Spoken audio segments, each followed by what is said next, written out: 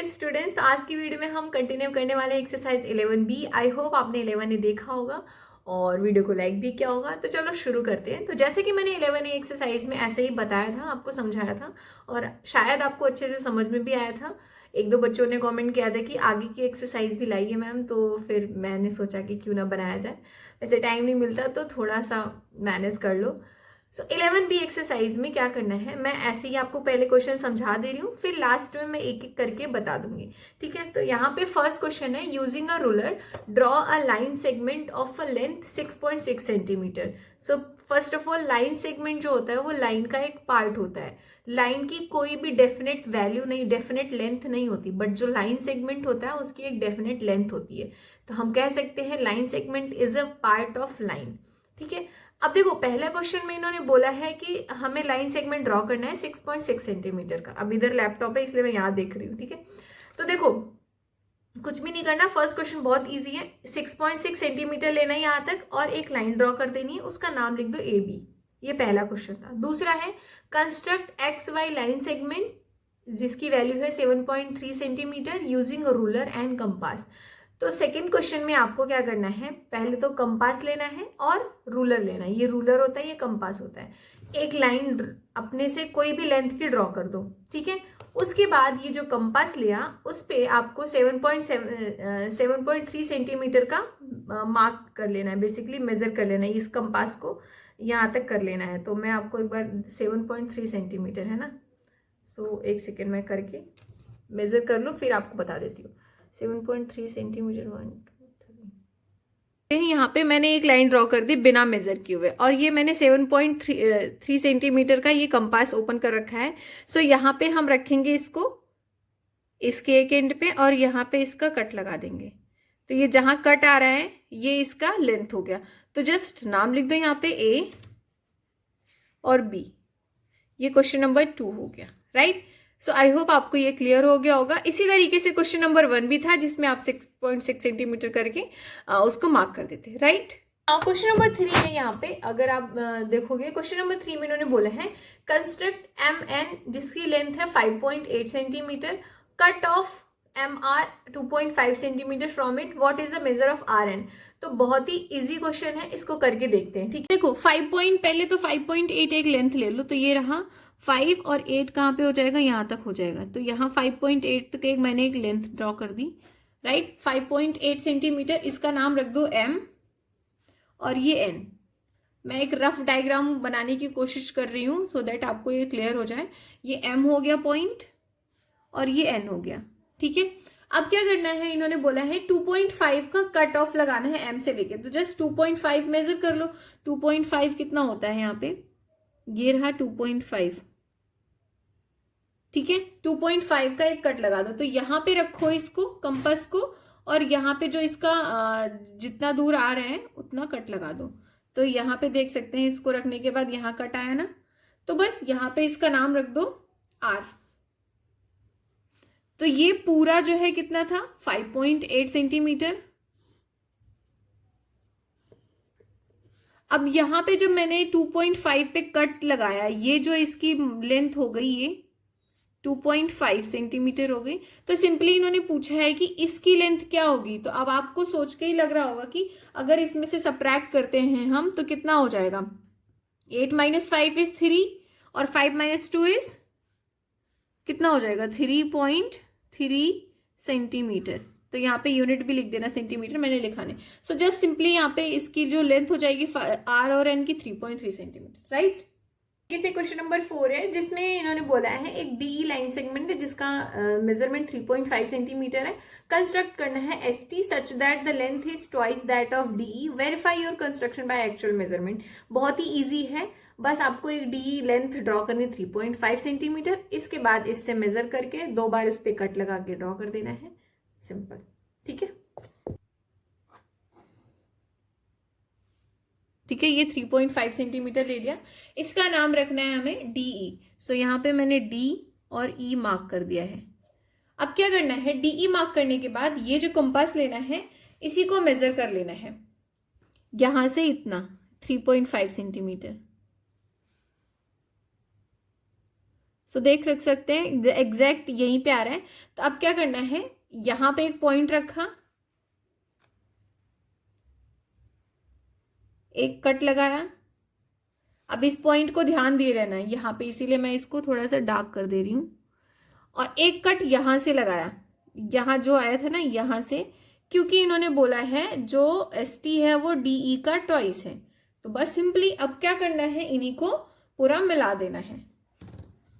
ये धीरे धीरे आपको थोड़ा सा बेसिक है ना 6th क्लास में, अब जब जैसे जैसे बड़ी क्लासेस में आओगे तो आपको थोड़ा सा वो करना बताते रहेंगे, मतलब आगे बढ़ता रहेगा। तो इसलिए ये स्टार्टिंग है, दैट इज वाई ये आपको सिखाने की कोशिश की जा रही है कि कैसे क्या किया जाता है, कट कैसे लगाया जाता है और कैसे मार्क किया जाता है।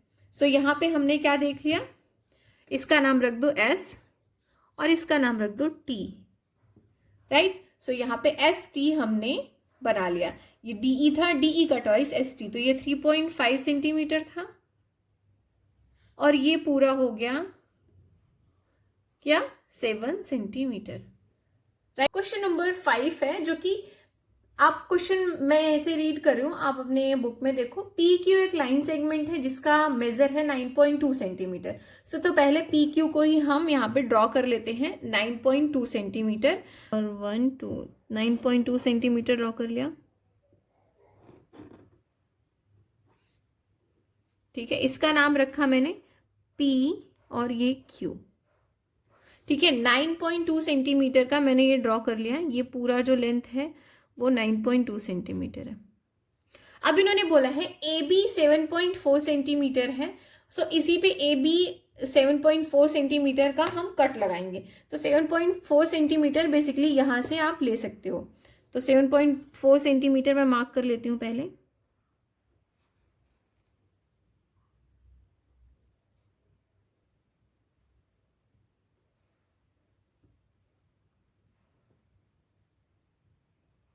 हम्म 7.4 सेंटीमीटर। तो यहाँ पे क्या करना है, पी पे रखना है, ये कंपास में 7.4 सेंटीमीटर मेजर कर लेना है। पी पे रखने के बाद एक कट लगाना है, ये मैंने कट लगाया, ये कितना है 7.4 सेंटीमीटर।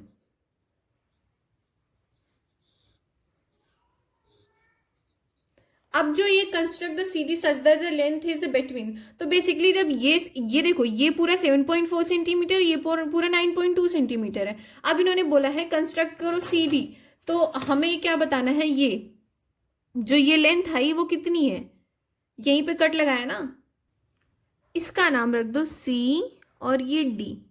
अब आप चाहें तो ये जो बचा हुआ है इसको मेजर करके कितना बचेगा, वैसे इसमें से सब्ट्रैक्ट करोगे तो देखो कितना बच रहा है, 1.8 समथिंग लाइक बच रहा है, आई थिंक सो 8 बच रहा है, कितना बच रहा है, हाँ 1.8 ही बचेगा।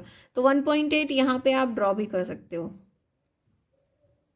तो यहाँ से हम एक लाइन ड्रॉ कर देते हैं, ये थोड़ा सा स्केल से करना, सी और डी, ये सी डी हो गया। अदरवाइज आप इसमें भी मार्क कर सकते हो, बहुत ही आसान है। ये हमें मार्क कर देना है, कितना है ये 1.8 सेंटीमीटर।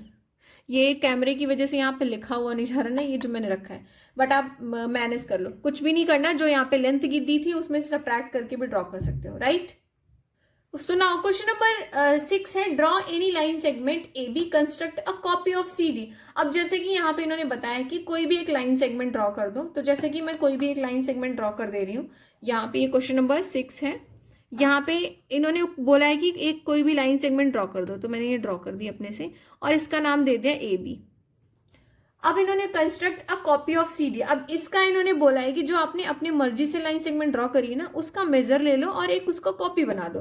तो जस्ट इसको हम कंपास से मेजर कर लेंगे। कंपास से मैंने मेजर किया, ये रहा इसका कॉपी।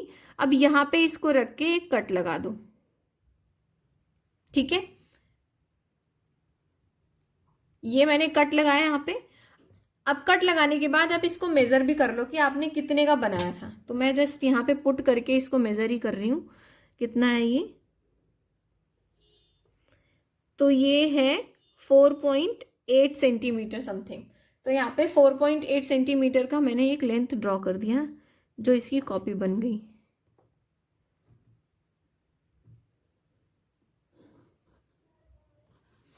तो ये सी और ये डी कितना 4.8 सेंटीमीटर ड्रॉ कर दी, राइट। सो आई होप आपको ये क्वेश्चन नंबर 6 क्लियर हुआ होगा।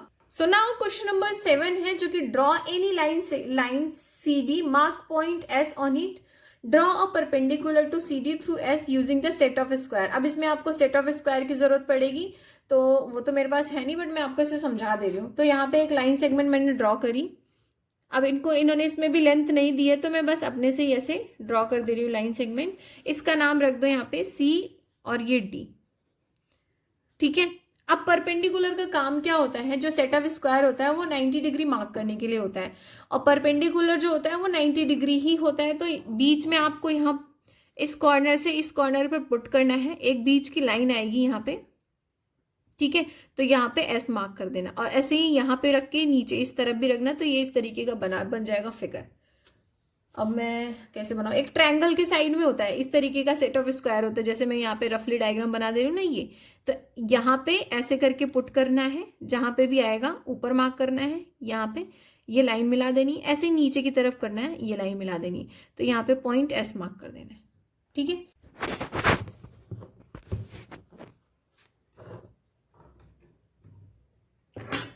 सो क्वेश्चन नंबर 8 है, draw line M, mark a point T that is not on it, draw perpendicular to line M, then join T using a ruler and compass। I guess ऐसा ही question है, थोड़ा सा cut गया बीच में। सो मैं आपको simply बताती हूँ कि परपेंडिकुलर और परपेंडिकुलर बाइसेक्टर कैसे ड्रॉ करते हैं। सो देखो, इस क्वेश्चन को करने के लिए मैंने यहाँ पे एक लाइन M ड्रॉ करी है। अब मुझे नहीं पता इसकी मेजरमेंट क्या है, इसकी लेंथ कितनी है। तो अब यहाँ पे इन्होंने कुछ लेंथ बताई भी नहीं, लेकिन परपेंडिकुलर बाइसेक्टर ड्रॉ करने का सबसे इजी तरीका होता है कि जो भी लेंथ आपने ड्रॉ करी है उसके आधे से अधिक, उसके हाफ से थोड़ा सा ज़्यादा लेना है कंपास पे, और एक कट लगाना। जैसे इसका हाफ अगर आप फोकस करोगे तो इतना आएगा, आई थिंक ये हाफ है। तो मैं क्या करूँगी, इसका थोड़ा सा ज़्यादा ले लूँगी, हाफ से अधिक, हाफ से थोड़ा सा ज़्यादा मैंने यहाँ पे ले लिया। और इसकी लेंथ हमें नहीं पता, हमने अंदाजे से किया। और दोनों साइड एक कट लगाओ, इधर भी कट लगा दो और ये नीचे भी इस तरीके से कट लगा देना है, ठीक है। इसी तरीके से इस साइड से भी हमें यही काम करना है, यहां से लेना है, यहां से ये एक कट लगाना है और यहां नीचे भी एक कट लगाना है। ये थोड़ा सा इधर हो गया, ये वाली लेंथ है, ये वाली, ठीक है। अब जो ये दोनों जहां पे मिल रहे हैं ना, उनको मिला दो और यही हमारा जो है पॉइंट टी हो जाएगा, जो इन्होंने बोला है बनाने के लिए। सो ये पॉइंट टी हमें मार्क कर देना है, ठीक है। तो ये हमने ये पॉइंट टी बना दिया, जो यहाँ पे इन्होंने बोला था टी मार्क करने के लिए, और ये हमारा परपेंडिकुलर बाइसेक्टर बन जाता है, राइट। तो आई होप आपको ये क्लियर हो गया होगा। कुछ भी नहीं करना, जो भी लेंथ है उसके आधे, उसकी हाफ लेंथ से थोड़ा सा ज्यादा लेना है, और दोनों कॉर्नर से 2 कट लगाने हैं ऊपर और नीचे, और वही परपेंडिकुलर बाइसेक्टर होगा। इसका कहने का मतलब ये 90 डिग्री बना रहा है, परपेंडिकुलर बाइसेक्टर जो है 90 डिग्री एंगल बनाता है, ठीक है। सो आई होप आपको ये समझ में आएगा एक्सरसाइज। नेक्स्ट वीडियो में हम इसका आगे का एक्सरसाइज करेंगे। प्लीज वीडियो को लाइक करो, चैनल को सब्सक्राइब जरूर करो। Bye bye.